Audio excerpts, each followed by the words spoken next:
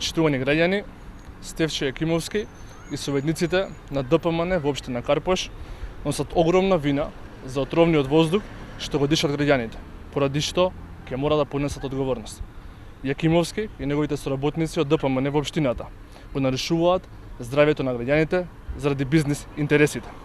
Уништија голем број на зелени површини и паркови и неплански издигнаа згради со што ја нарушија природниот тек на воздухот.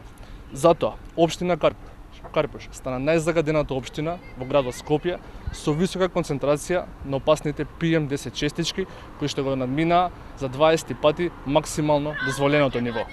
Граѓаните во Карпош со право реагираат и се загрижени за себе и своите деца.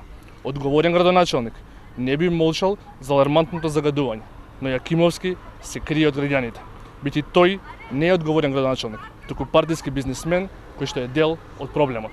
Советничката група на СДСМ предупредува дека општина Карпош мора да излезе со решение за проблемот со загадениот воздух.